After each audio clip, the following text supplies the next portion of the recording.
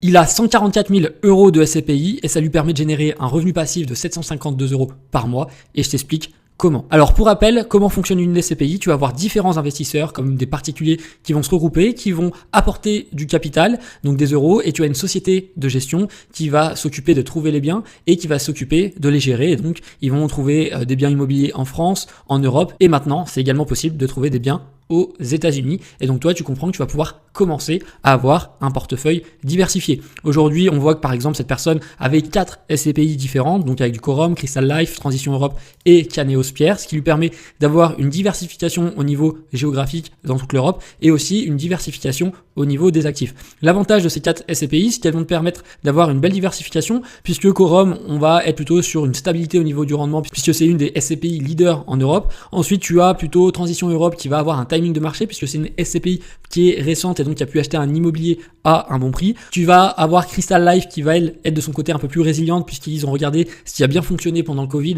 et donc si ça a bien fonctionné pendant le Covid, ça pourra fonctionner également dans de futures potentielles crises. Et tu vas avoir la dernière SCPI qui va te permettre de t'exposer au marché de l'immobilier résidentiel et c'est pour ça qu'on a une part de résidentiel dans cette allocation d'actifs et donc tu comprends qu'ici tu vas avoir une stratégie diversifiée. Donc imaginons que tu avais 25 000 euros de capital et que tu as fait donc un crédit de 120 000 euros pour pouvoir investir dans ces SCPI. Aujourd'hui, cette diversification va t'amener un rendement brut d'environ 6,2% et tu vas donc avoir de l'immobilier en France, mais également dans d'autres pays européens. Et ce qui est très intéressant, c'est que d'avoir de la SCPI française avec le crédit, ça va te permettre de déduire les intérêts de ton crédit sur tes revenus fonciers et d'avoir de la SCPI européenne, ça va permettre de continuer à diversifier ton portefeuille, mais surtout sur la SCPI européenne, tu n'as pas les fameux 17,2 de prélèvements sociaux et donc ça va te permettre d'optimiser la partie impôt et également tous les pays européens ont fait ce qu'on appelle des conventions fiscales entre les différents pays et donc sur tes SCPI européennes, en moyenne, tu vas avoir un taux d'imposition de 23%, donc ce qui est largement plus faible qu'en France si tu avais par exemple une TMI à 30% et en plus de ça tu dois par exemple rajouter 17,2 de prélèvements sociaux,